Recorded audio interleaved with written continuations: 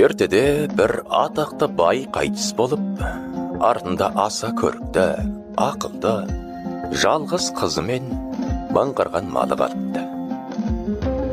Қыздың сұлулығы мен байдың жасауына қызыққан не бір байманап пен би-болыстар өзара таласып, қыз ауылына құдалыққа келіп апталап, айлап жатып алады. Итте ерылдасқан қызыл көз бәлелерден мезі болып құтылғысы келген қыз, еліне қадірлері бар қазылар мен ақсақалдарды жинап ақылдасады да, былай деп жар салады. Сендер көпсіңдер, мен жалғызбын, мен екі жұмбақ айтамын. Сол жұмбақтың шешуін тапқан жігіт, маған да ана өріс толы малға да ие болады. Менің ордама тек жұмбақты шешем дегендер ғана кіреді. Жұмбақты шеше алмағандар киімін шешіп, үстіне бал жағып, тауықтың жүнін аулайды. Сол бетімен атын осында тастап, еліне жаяу қайтады депті. Сөйтіп, кеудесін қағып, көпсінген атқа мінерлердің тапқырлығы безбенге түседі.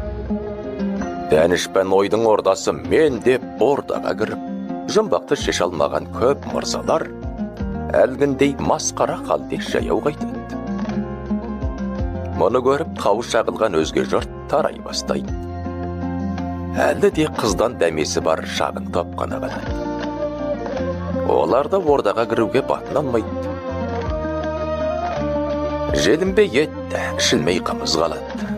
Сөйтіп отырғанда, ақ бозат мінген жұпыны киімді бейтаныс жігіт келеді.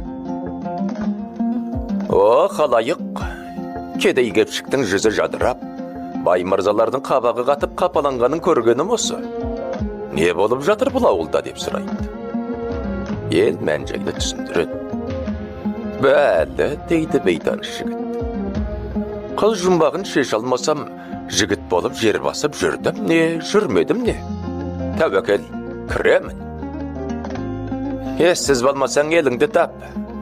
Сен түгіл ел билеген болыс билерде қыз жұмбағын шеше алмай тауықтың жүнінен тоң киіп масқара ұшыраған дейді есік алдында тұрған көп мырзаның бірі. Жігіт олардың айтқанын тыңдамай, ордаға кіріп барып, төрде отырған қазылардың алдына қамшысын көлденең тастайды. Құрбымның барлық шартын естіп келдім. Жалғыз атты кедей едім. Осы жылы мыңғырған мал айдап, айдай сұлу құшып, мерейім тасып елге қайтармын. Айтсын жұмбағын. Қыз тәкаппар жігітке былай